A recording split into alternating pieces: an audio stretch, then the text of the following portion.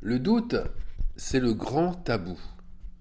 Le grand tabou des chrétiens, sans oublier les autres religions.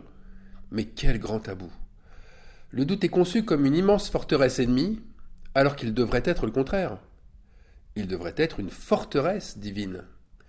Tant de chrétiens s'y sont heurtés et continuent de s'y heurter, croyant avoir repoussé le doute. Et il n'y a qu'à leur citer le verset 23 du chapitre 14 de la lettre aux Romains pour qu'ils soient encore déstabilisés.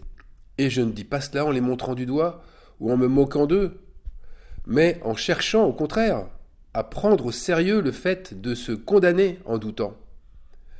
Romains 14, 23. Mais celui qui a des doutes au sujet de ce qu'il mange est condamné, parce qu'il n'agit pas par conviction. Tout ce qui n'est pas le produit d'une conviction est péché.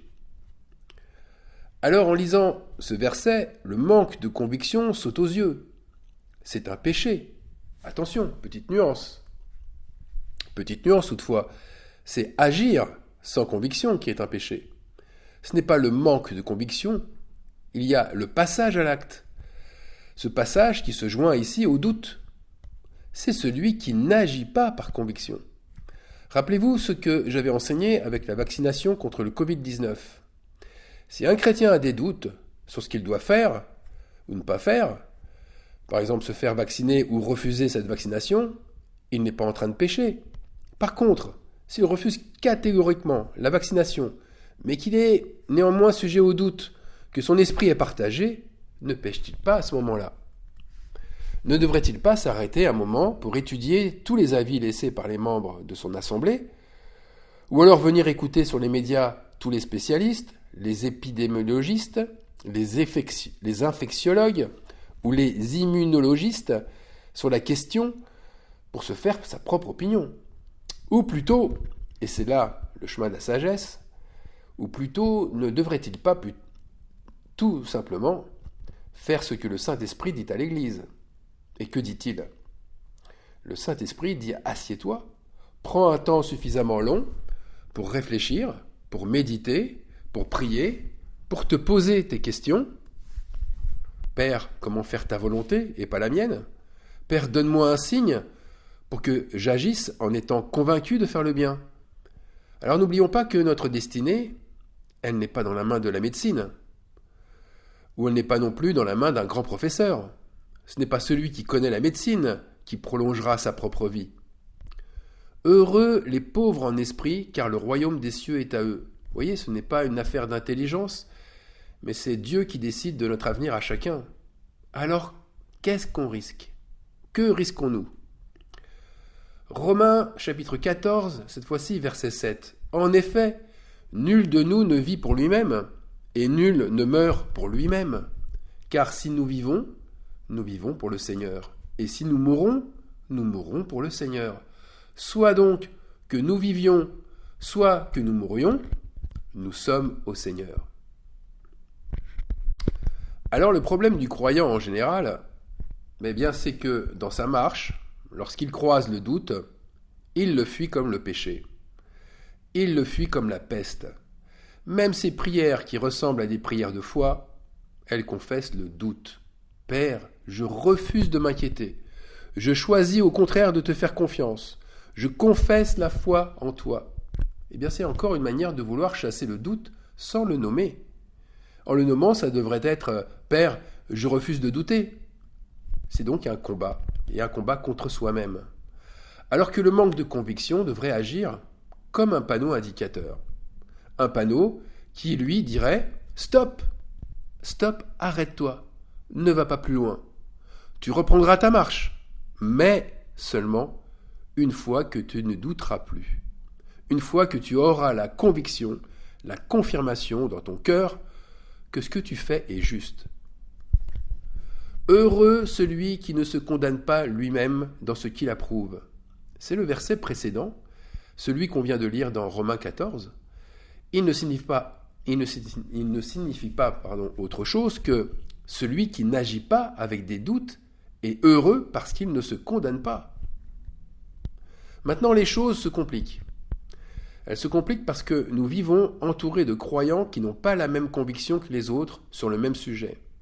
Et c'est ce que rappelle l'apôtre Paul avec force tout au long du chapitre 14. Certains s'abstiendront de manger d'une nourriture, tandis que d'autres auront la conviction qu'elle est bonne. Alors que faut-il faire ? Faut-il faire un seul dogme pour tous ? Ou bien faut-il se laisser, ou en tout cas laisser chacun se former sa propre opinion, sa propre conviction ? Paul est bien sûr favorable à la seconde possibilité. Et il n'est pas contre le fait que nous discutions sur nos croyances. D'ailleurs, lui-même, ensuite, il dira ce qu'il pense, mais aussi sans en faire une loi. Alors notre conviction ne doit pas être une épée pour soumettre les autres. Nous ne devons jamais agir en étant une occasion de chute pour notre prochain. Et le verset 13 le dit bien, « Ne nous jugeons donc plus les uns les autres, mais pensez plutôt à ne rien faire qui soit pour votre frère une pierre d'achoppement ou une occasion de chute. » Et Paul conclut au verset 19 en disant « Ainsi donc, recherchons ce qui contribue à la paix et à l'édification mutuelle. » Ah, voilà le seul mur que nous devons dresser. C'est un mur de paix et d'édification. Et ce mur n'enferme pas. Il n'est pas une prison. Ce mur protège. Et rappelez-vous ce que j'avais dit dans un message récent, c'est en s'occupant des plus faibles que l'on bâtit la paix. C'était Ésaïe, chapitre 72.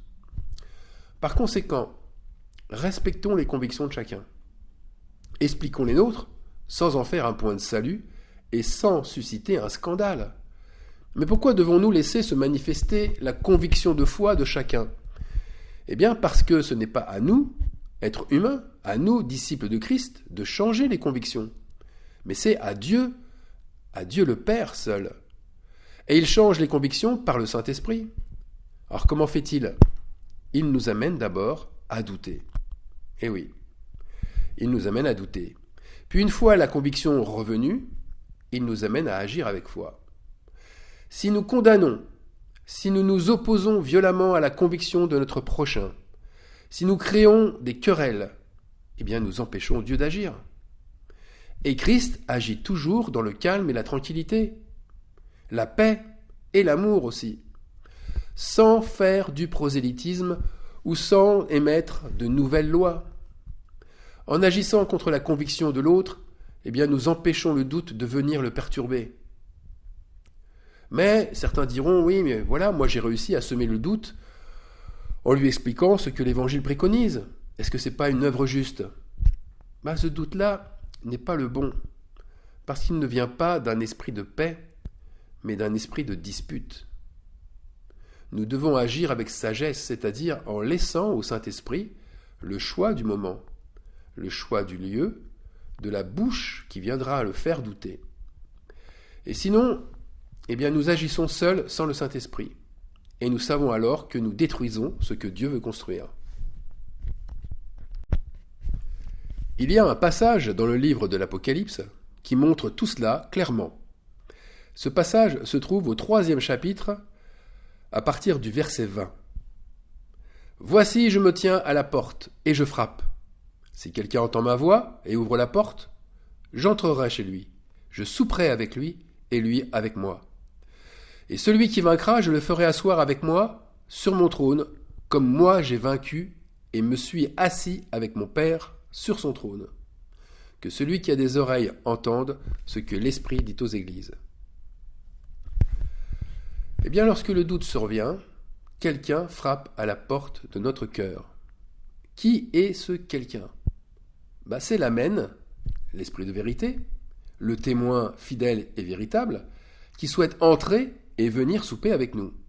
C'est-à-dire qu'il souhaite instaurer une relation intime dans le but d'échanger sur nos doutes, pour nous amener à la vérité.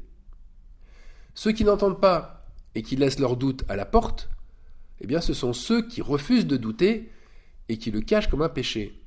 Ou encore ce sont ceux qui n'ont que des certitudes et qui ne veulent surtout pas les remettre en question. Ils s'obstinent à penser que la foi parfaite ressemble à un trop-plein de certitudes. Mais ces différentes stratégies qui sont émises face au doute, elle cache une réalité.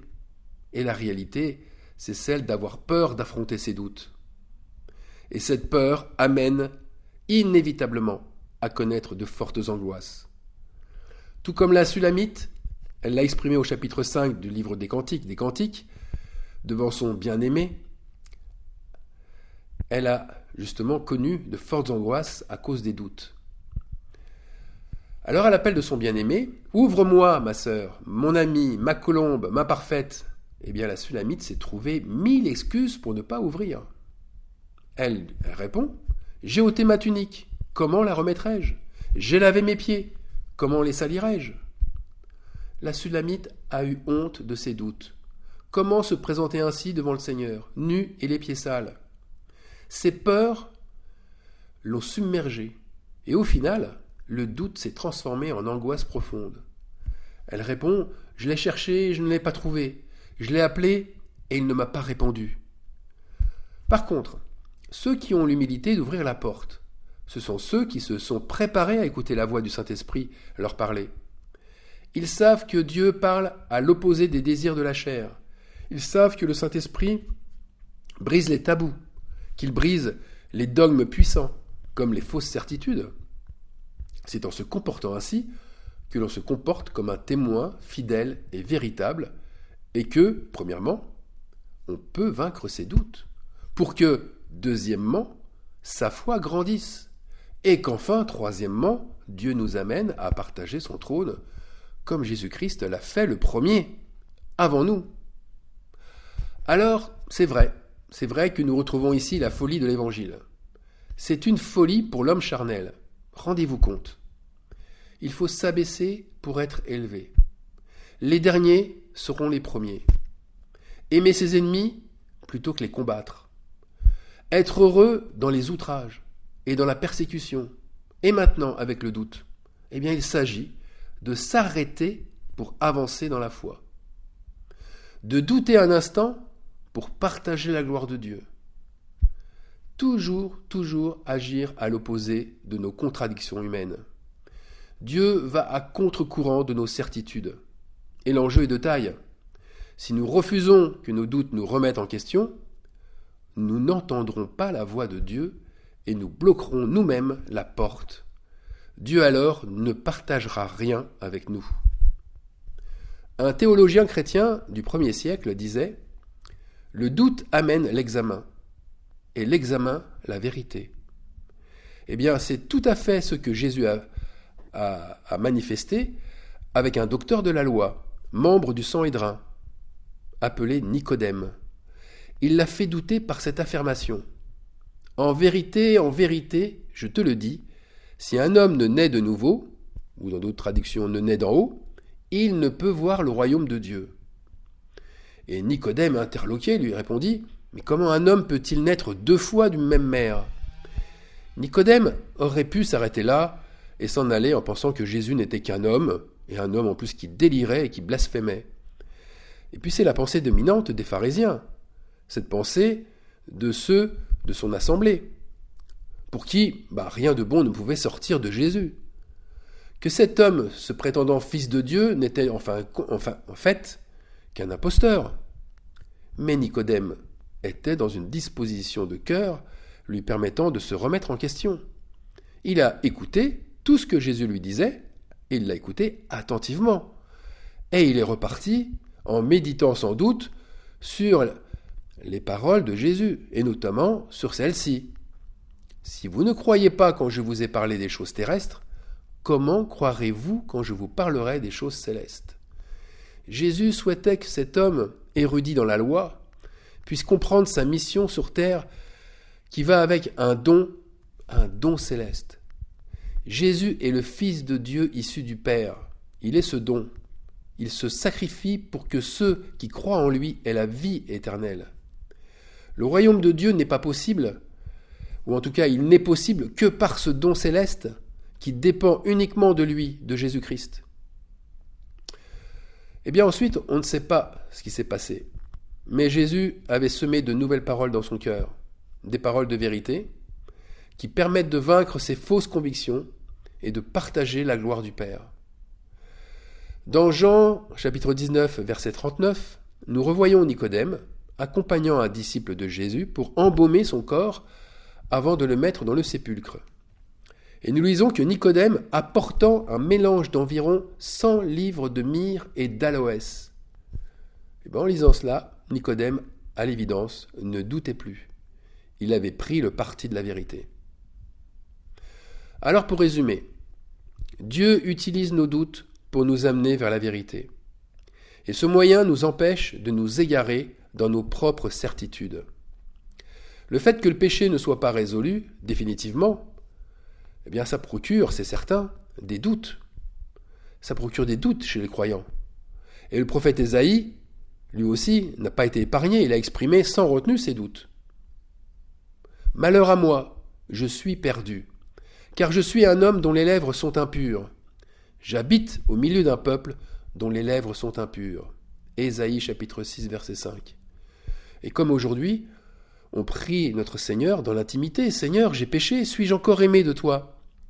Même en ayant une foi basée sur les textes bibliques et en sachant que Christ a vaincu le péché pour nous, c'est le doute qui nous garde humbles.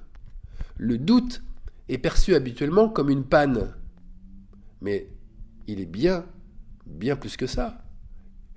Je le disais dans le message d'avant, c'est un moteur. Je vais un peu plus loin, c'est un frein moteur de sécurité. Accepter le doute, ouvrir la porte, entendre la voix de celui qui frappe, eh bien c'est le commencement de la dépendance à Dieu. Parce que si je ne doute plus de rien, est-ce que j'ai encore besoin de réponses à mes prières pour être guidé ? Alors, que le doute soit pour toi, mon frère, ma sœur, plus qu'un ami, qu'il soit pour toi un nouveau commencement dans les œuvres du Saint-Esprit.